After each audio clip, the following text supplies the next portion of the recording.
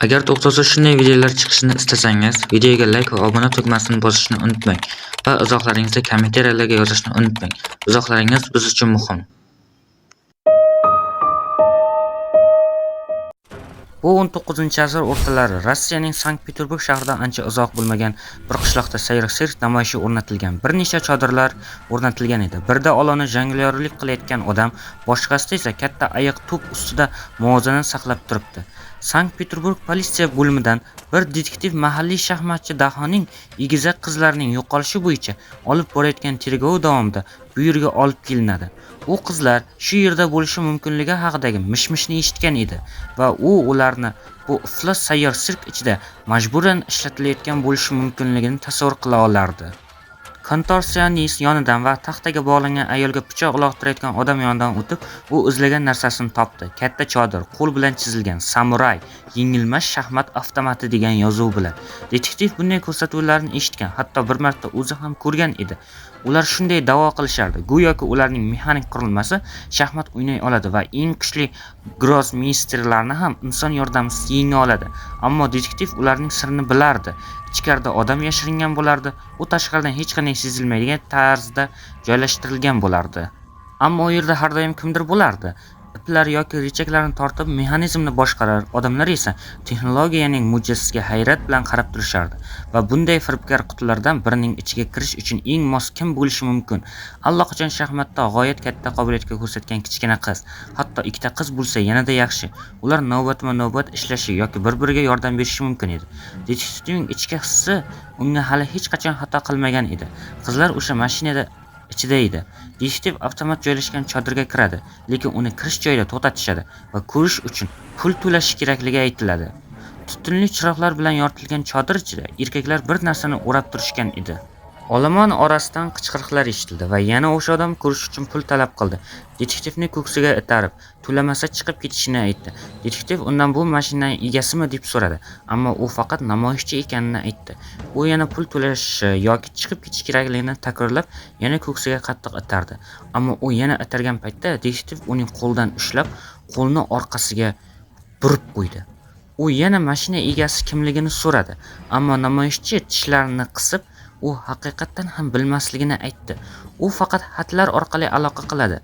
Haqiqiy egasining ismini ham, ko'rinishini ham bilmaydi. Detektiv uni chetga itarib, chodir ichkarisiga kiradi. U olomon orasidan o'tib, hammani chetga surib, nihoyat hamma hayratlangan narsani ko'radi. Xonaning o'rtasida po'lat stol ustida shaxmat taxtasi va kichik bug' dvigateli bor edi. Stol yonida harakatsiz samuray zirhi turardi va uning qarshisida esa chuqur o'yga cho'mgan rus erkagi o'tirardi. U shaxmat o'ynayotgan edi va uning samurayga qarshi o'yini yaxshi ketmayotgandek edi. Detektiv uning yurishini ko'rdi va deyarli bir zumda boshqa tomonda donalardan biri o'z-o'zidan harakatlandi. Erkak boshini qo'llari orasiga oldi. Mot. Erkak qo'llari orasiga boshini egib, yuzini yashirib oldi. Bu Mot edi. Olomon esa darhol hayajon va quvonch bilan qichqirib yubordi. Shu paytda detektiv asta-sekin stol tomonga yurib bordi. Namoyishchi tezlik bilan detektiv tomon yugurdi va uni to'xtatishga urindi. Ayni paytda detektiv samuray zirhini tekshira boshlagan edi. Zirh yerga quladi va ma'lum bo'ldiki, u ichidan butunlay bo'sh edi. Namoyishchi detektivni qo'ldan ushlab tortdi va undan ketishni iltimos qildi. Hatto yolvordi, ammo detektiv o'sha qizlar shu yerda ekaniga amin edi. Agar ular zirh ichida bo'lmasa, unda ular albatta stolning tagida bo'lishi kerak edi. Detektiv shaxmat taxtasini qattiq ushlab tortdi. Uning o'zi ham hayratda qoldi, chunki taxta juda osonlik bilan joyidan chiqib ketdi va uning ostida yashiringan narsa mexanik qurilmaydi. G'alatisi esa pastki ikkita shisha ichida pushti rangga o'xshash organik narsa bor edi va bu aynan miya edi va idishlar ustida yo'qolgan qizlarning ismlari bor edi. Bu esa eng dahshatlisi edi. Bu SCP-18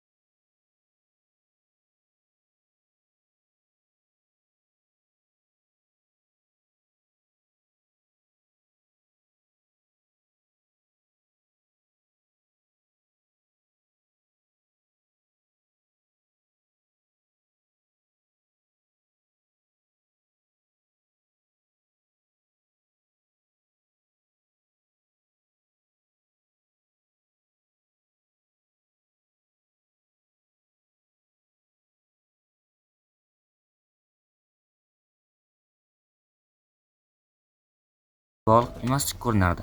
Na mexanik, na texnik jihatdan. Shuning uchun u faqat oddiy sahna rekviziti bo'lgan deb hisoblangan. Shunga qaramay, SP jamg'armasining bir nechta tadqiqotchilari samuray niqobiga qaraganlarida o'zlarida noqulaylik, qo'rquv va bezovtalik his qilganliklarini bildirganlar. SCP-1875 hozir ham to'liq ishlashda davom etmoqda va uning qiyinchilik darajasi bug' dvigatelining tezligiga qarab o'zgartirilishi mumkin. Mashinaning shaxmat o'ynash qobiliyatini oshirish uchun D sinf xodimi qurilma qarshisiga o'tkazildi va shaxmat dasturi tomonidan belgilangan yurishlar xonaga uzatilgan. Har bir tezlik darajasida o'yinlar o'tkazildi va SCP-1875 ning ILO tizimi bo'yicha taxminiy reytingi hisoblab chiqildi. ILO tizimi bu shaxmatchilarning nisbiy kuchini o'lchash usuli bo'lib, unda yuqori raqam kuchliroq o'yinchini bildirardi. Birinchi darajada mashina 800 dan 1000 gacha bo'lgan reyting darajasida o'ynadi. Bu shuni anglatadiki, u faqat shaxmat donalari qanday yurishini bilardi. Ikkinchi darajada natijasi taxminan 1200 atrofida bo'ldi. Bu esa uni yangi boshlovchi darajasiga kiritadi. Uchinchi daraja esa 1200 dan 2500 gacha bo'lgan oraliqda ishladi. Bu esa uning havaskor darajadan tortib ustalik darajasigacha o'ynay olishini anglatardi. 4-darajada esa mashina haqiqatan ham aql bovar qilmaydigan darajada kuchli bo'lib qoldi va 2500 dan yuqori ILO reytingiga ega bo'ldi. Bu darajada u Grossmeister kabi o'ynardi va ba'zan hatto tarixda qayd etilgan har qanday inson shaxmatchisidan ham kuchliroq o'yin ko'rsatardi. 5va oxirgi daraja esa butunlay tushunarsiz edi. Mashina ba'zan juda yuqori darajada o'ynar edi, lekin keyingi o'yinda esa mutlaqo mantiqsiz qarorlar qabul qilardi. Go'yoki ataylab yutqazmoqchi bo'lgandek harakat qilardi. Ba'zan esa u hatto noqonuniy yurishlar ham qilar edi. Ko'plab o'yinlardan so'ng uning mantiqsiz harakatlari yanada ko'payib bordi. Shaxmat donalari tobora tezroq harakatlana boshladi va oxir-oqibat ular bir-biriga urilib ketdi. Bu sinovdan atigi 5 daqiqa o'tib, SCP-1875 bilan bog'liq elektron pochta ro'yxatidagi barcha xodimlarga bitta elektron xabar yuborildi. Bu xabar SCP-1875 tadqiqotlarida ishtirok etgan bir analistcha tomonidan yuborilgandek ko'rinar edi va unda faqat bitta rasm mavjud edi. Bu rasm xavfli mimetik ta'sirga ega deb tasniflangan edi. Ko'plab xodimlar ushbu xatni ochib, ichidagi rasmni tasodifan ko'rib qolishdi va tez orada ularda turli alomatlar paydo bo'la boshladi. 2 soatdan keyin ular uyqusizlik, tinimsizlik va tovushli gallyutsinatsiyalarni boshdan kechira boshladilar. 4 soatdan keyin ko'rish gallyutsinatsiyalari ham paydo bo'ldi. 7 soatdan keyin esa ular atrofdagi stimullarga kamroq javob bera boshladilar. Eng dahshatlisi, 11 soatdan keyin faqat qisqa vaqtli ong tiklanishlari kuzatildi va shu paytlarda ular rasmni ko'rgan kompyuterga kirishni talab qila boshladilar. 12 soatdan keyin esa vaziyat yanada yomonlashdi. Xodimlar hanuzgacha SCP-1875 qanday qilib bu rasmni jo'natganini aniqlay olisha olmadi. SCP-1875 Euclid darajasiga tasniflangan va uning eng muhim xavfsizlik qoidasi uni hech qachon simsiz tarmoqqa yaqinlashtirmaslikdir. Shu sababli u doimo Faraday qafasi ichida saqlanadi va uning yonida har doim tarmoq xavfsizligi bo'yicha mutaxassis navbatchilik qiladi. Sinov paytida bug' dvigatelining tezligi faqat 1-4 darajaga o'rnatilishi mumkin. 5-darajada esa qat'iyan taqiqlangan. Bu qoida aynan 5-darajadagi sinovdan keyin joriy qilingan bo'lib, undan so'ng bir noutbuk Faraday qafasiga kiritilib, yangi ma'lumotlar avtomatdan kompyuterga o'tadimi, yo'qmi deb tekshirilgan. Ammo o'sha noutbuk qandaydir yo'l bilan zararlangan va u butun saytning kompyuter tarmog'iga virus tarqatib yuborgan. Shundan so'ng 05 kengashi barcha elektron aloqa vositalarini qat'iyan taqiqladi. Bu esa vaziyat qanchalik xavfli ekanini ko'rsatadi. Hech qanday elektron aloqa SCP-1875 qanday qilib o'zining mimetik tasvirini uzatayotganini aniqlamaguncha ruxsat etilmaydi. Kelajakda agar biror xodim tasodifan shaxmat EFI nomli faylni ochib yuborsa, u darhol